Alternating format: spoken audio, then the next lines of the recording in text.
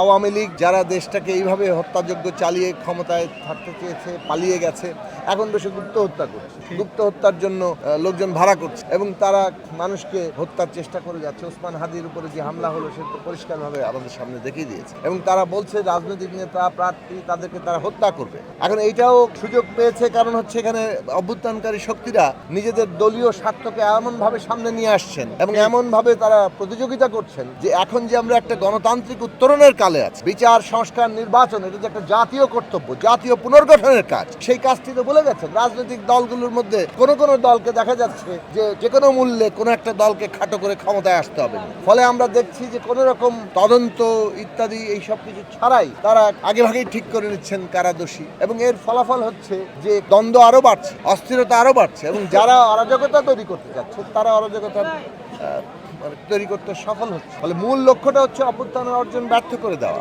এবং সেইটা সম্ভব হবে যদি এইখানে অভ্যুত্থানকারী শক্তি সময়ের মধ্যে ন্যূনতম জাতীয় ঐক্যমত্য না থাকে গণতান্ত্রিক উত্তরণের প্রশ্নে। বুদ্ধিজীবীদের তালিকা হয়নি, আমাদের ৭১ সালের মুক্তি সংগ্রামের শহীদের তালিকা হয়নি এবং আমরা এখন ২৪-এর গণ অভ্যুত্থানের তালিকা নিয়েও নিশ্চিত হতে পারিনি। এইটা একটা অদ্ভুত দেশ আর কি, যে আমরা একটা অভ্যুত্থান রক্তের ওপর দাঁড়িয়ে যখন একটা বড় অর্জন করি, সেই অর্জনের যে শক্তি সেটাকে ধরে রাখার জন্য আমাদের যে অঙ্গীকার সেইটার মধ্যেই সমস্যা এবং সেটা বারে বারে প্রমাণিত। ৭১-এর মতো এত বড় যুদ্ধ, এত বড় একটা জায়গা, সেখানে বুদ্ধিজীবী শহীদের তালিকা সেগুলো যেমন হয়নি, সেই সংগ্রামের প্রতি যে অঙ্গীকার সেটাও আমরা পরিষ্কারভাবে দেখি। বুদ্ধিজীবীরা বরং ৭১-এর সত্যিকার জায়গা সেইটা ভুলে গিয়ে এমন একটা ফ্যাসিবাদকে সমর্থন করে বসলেন। যেহেতু ৭১ সালে আওয়ামী লীগ নেতৃত্বের জায়গা ছিল, অতএব আওয়ামী লীগ যা করবে সে ফ্যাসিবাদ চালানোর সেটাই যেন সহি, এইরকম একটা অবস্থান নিয়ে বুদ্ধিজীবীরা আওয়ামী লীগের পক্ষে। আবার এখন আমরা দেখছি যে এই যে ২৪-এর পরে যে গণ অভ্যুত্থান, সেই গণ অভ্যুত্থানের পরে যে সরকারের কর্তব্য ছিল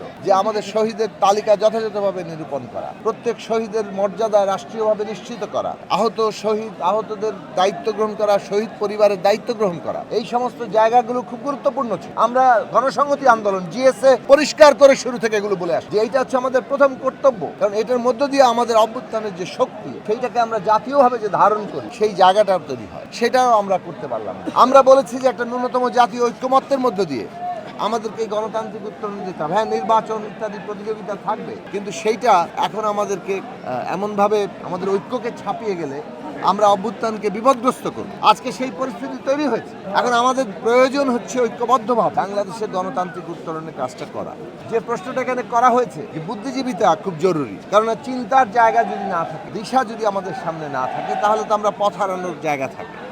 আমাদের বুদ্ধিজীবীরা যে গণমানুষের স্বার্থ, দেশের স্বার্থ নিয়ে এগিয়ে যাওয়ার প্রশ্নটা সেখানে হাজির রাখা দরকার। সেখানে তারা সংকীর্ণ স্বার্থবাজিতে ঢুকে পড়ে এবং সেই জায়গার ফলেই আমরা দেখি যে আমাদের দেশে একটা যে সমাজের মধ্যে যে একটা শক্তি থাকা দরকার, অন্যায় কিংবা রাষ্ট্র কিংবা সরকার কোনো একটা পক্ষ যদি খুব অন্যায়কারী হয়ে ওঠে, দমন পীড়নের দিকে চলে যায়, তখন যে একটা বড় প্রতিরোধ সমাজের ভেতর থেকে আসে, বুদ্ধিজীবীদের মধ্যে থেকে আসে, সেই জায়গাটা এখানে নানাভাবেই দারুণভাবে দুর্বল অবস্থার মধ্যে আছে।